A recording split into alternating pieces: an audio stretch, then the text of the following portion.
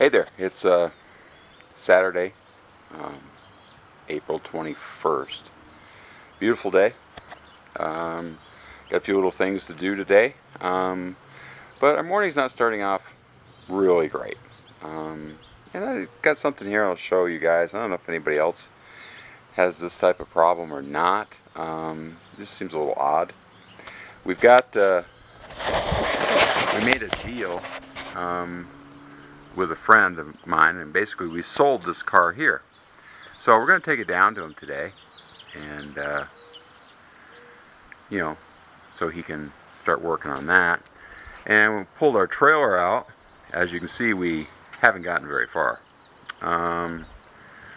This here, this is actually a piece of a tire.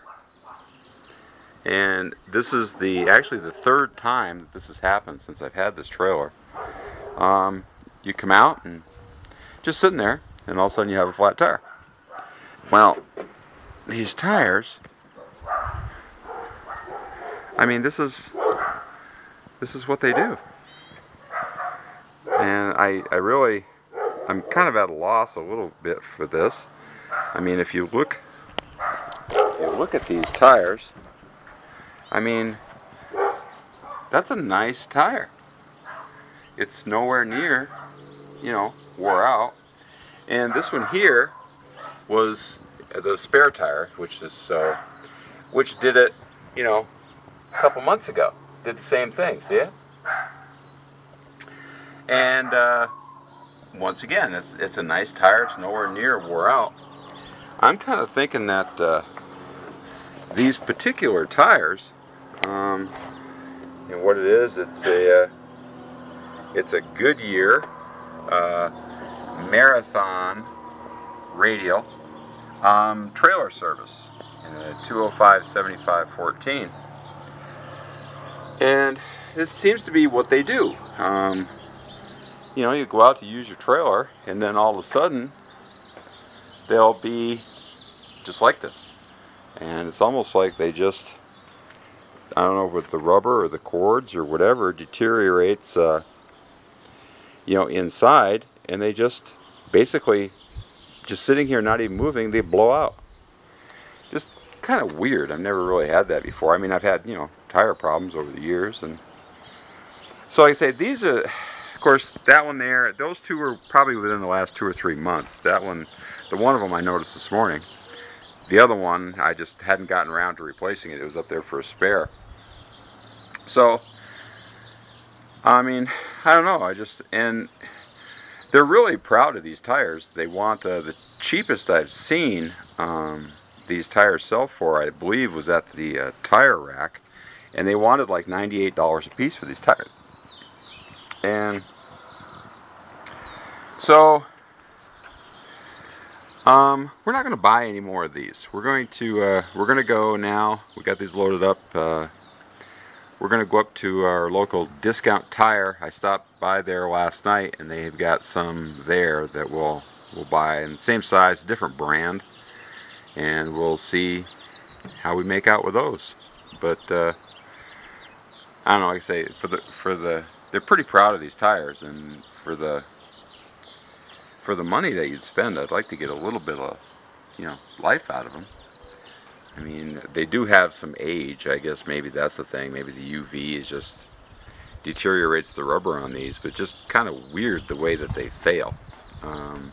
If you look at the sidewalls and stuff like that, I mean, they're not cracked or anything like that. And, the tread pattern is really good, and just all of a sudden they just sitting here in the yard, they'll explode. I mean, it's kind of weird. So I guess we'll take a few minutes and go buy a couple of new tires and see where we go from there. Okay, hey, it's Sunday the 29th. Got a little sidetrack from our video that we started last week. We did go to the tire store. We got our couple new tires for our trailer, so we're back on the road for that.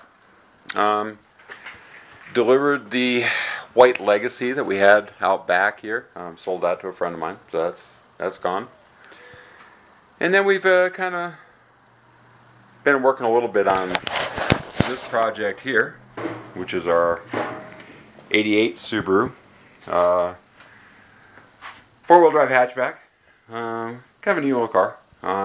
They're actually kind of fun four-wheel drives. They'll go in the woods and in the desert where Jeeps will, and they're also a pretty cheap, cool car to run around. They're good on gas.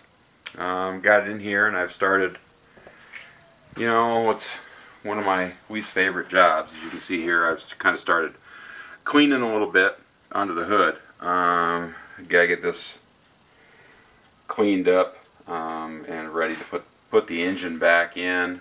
You know, it's the kind of thing you don't have to do, but I always, as long as I got it out and I can access all the stuff, I like to clean them up, make them look halfway decent. I did notice when I rolled it in, we've got an axle boot there that's torn open, so we'll have to replace that. Actually, really easy to do when it's like this, but we'll get some of the goo and grime here cleaned up first. Gasket kit did arrive for our engine. It's these here. They're head gaskets, pan gasket, and all the other assorted gaskets, seals, O-rings, you know, front and rear crank seal, that type of stuff. A lot of these gaskets are pretty much obsoleted from Subaru, so they're kind of hard to come by. Your choices out there today, Felpro makes a headset for these, and then they have what they call a conversion set, which gives you all the lower end stuff to do that. But you know, I really like the OEM stuff. So what this is from a company, the company that manufactured the original gasket kits for Subaru way back, you know, in the day when this car was produced, was a company called Ishini in Japan. And now this is an Ishini gasket kit. It's packaged in Japan now and it's under a Stone label, which is these guys right here. But the gaskets and so forth inside are, you know, basically still the OEM stuff. If you get looking like that, got the Fuji, that little right there, that's the Fuji Heavy Industries logo on the OEM that the OEM stuff carries. And so it's, you know, it's the good, nice, thick manifold gaskets and things like that, just like the OEM kits used to have. I think the kit cost me, I think it was $88 with free shipping. That was actually to my door. I got it online. The name of the place I got it now escapes me, actually, but if you just do a online search for Ishini, it'll come right up, and you can, you know, find them that way. We still have to do our cylinder heads. I haven't done anything with them yet. Back before I started making videos, we took and, you know, plastic gauged all the bearings, checked all that stuff over. Everything's good. Got our block halves reasonably clean. The crankshaft is all ready to go. Here we just gotta wipe it off and put that in. The rods are on and torqued. For the sake of, you know, videoing this project, I'm not going to take it all back apart again and do it again. There will be more stuff that we'll get into that will kind of show a lot of this stuff. But right now, like I say, I'm in the cleaning up parts phase of this, and that's my least favorite thing to do. And cleaning under the hood and the engine compartment and so forth.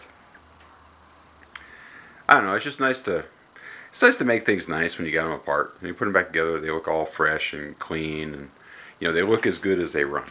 So, it's worth the extra time, I think. It makes me happier in the end to have it all looking pretty good. So, we'll get that back together. We'll put it in. I'm going to drive this car a little bit. I like these little cars. I've been actually looking for a halfway decent one for a while. Usually they're, the ones that you find here, in Reno are, ones that have been used up around Lake Tahoe, up in the Sierra, and they tend to rust. So, when you do find one that's fairly clean, rust-free, it's kind of a treasure, So, this is one I probably won't sell. I'll probably hang on to this one here. Always on the lookout for more of them, but hasn't been much of anything around to even look at lately. So, but it's good because you get too many projects going, and you don't get anything done on any of them. The other thing I'm always looking for something to put this into. What I've got here is a EJ22T. It's a 2.2 liter closed deck designed turbo motor out of an SS Legacy. Good running engine. Had some oil leaks, just need some seals and gaskets, but ran real good. A lot of the rubber's kind of deteriorated on it. That will be something to replace. But just kind of looking for a chassis to put that into. I've got the wiring harnesses, and I've got the computer. I've got all the various sensors and so forth, everything I need. Just kind of looking for a home for it. It's a pretty nice performance upgrade for a little car like this. On this one here, I think it would actually almost triple the horsepower, and just makes it kind of fun. The only thing I don't know on this one, this is a dual range 4-wheel drive, and I'm not really sure if the turbo engine would be a good choice for this. It's more of a low-end torque type thing when you're out crawling around up in through the mud and the brush and weeds and stuff. Then the turbo motor, you tend to turn a little bit higher RPMs, and I don't know if that's a good combination. It might be more suited for like an all-wheel drive sedan type thing. May be more fun to put that into. So, well, we'll find something at some point. I'm always looking. That's kind of about it from here. Well, I'll come back and get you an update on this as I clean it. Like I say, I'm at that stage where not really much fun, so about anything else comes along kind of distracts me from it pretty easily. I put a new garbage disposal in this week, and I fixed a radio, just this and that. So, but I gotta get back on this. I would like to get it done. It'll make me happy to have this car running, and we can start messing around with some of the cosmetics on it. We do have some body work to do. There's a little bit of rust on the bottom of the front fender and in the rear quarter, a few dents and stuff like that. We'll kind of straighten it out, and I don't know, maybe we'll do some kind of a cool paint job or something. We haven't really decided on that. It's not a very big car, so I think I could paint it here okay. It'd be fine. That's about it. Shut this off and get busy on this. Get a little bit of project made, a little progress made rather. So that's about it. Thanks for watching, and we'll be back again. Have a good one.